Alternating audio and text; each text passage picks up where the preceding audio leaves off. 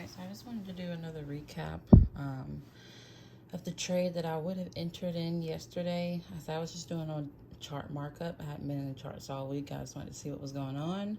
From the last time I was in here, I did a head and shoulders trade, and it was very successful. So I just wanted to see what was going on.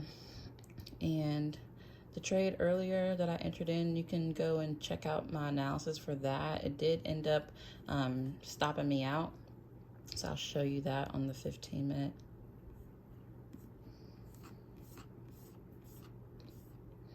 Actually, let's go to the 5.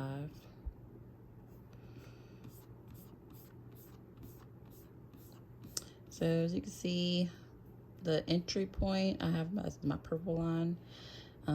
When I started to see it drop, this is where I got in. I started to see that push. It rejected my gold zone, so I feel like that was a good point to go ahead and enter into the trade, but it was not. As you can see, it consolidated a little bit, and then it retraced all the way down to that previous level of resistance that I had marked. So that black line is a previous level of resistance.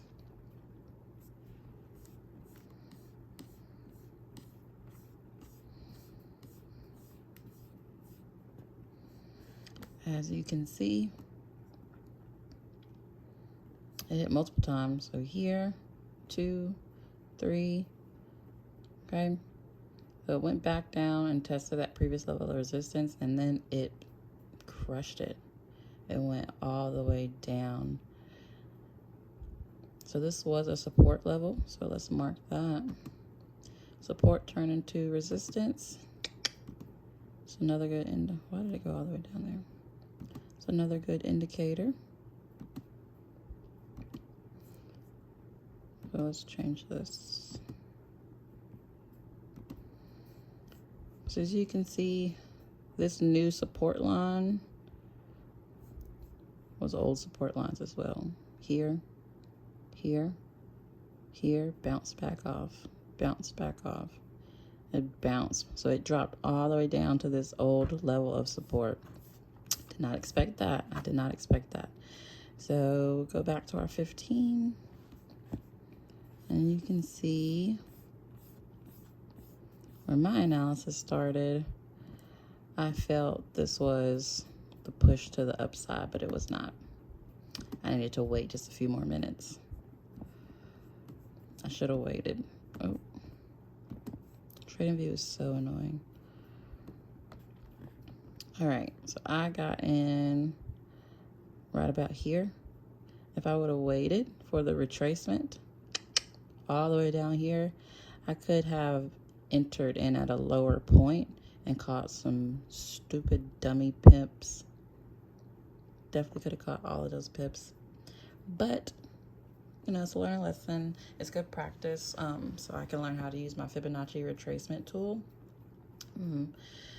And kind of how this pair moves in the support and resistance. But as you can see, it went and retested that previous level of resistance as a new support, and then it shot up. So honestly, I could have set my TP a little more boldly, because as you can see, the top, it came to the top of my Fibonacci. It did. Even though it blew out the bottom, it definitely came and hit the top.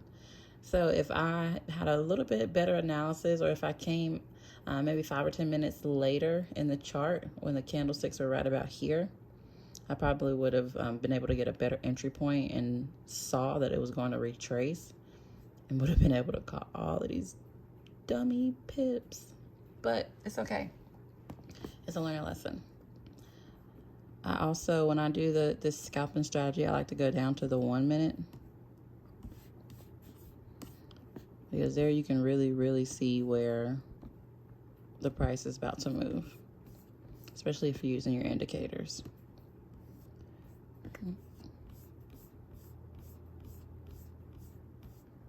All right.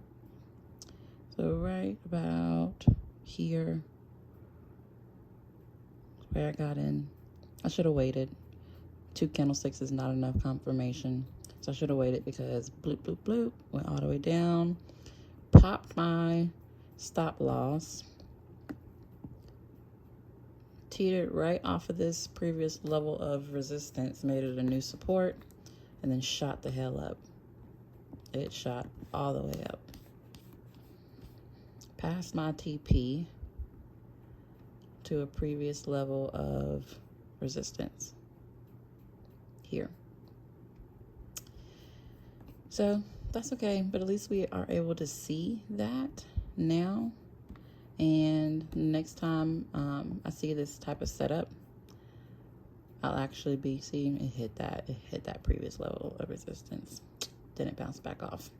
But yeah, next time I see this type of setup, I'll know what to do. I'll be able to wait.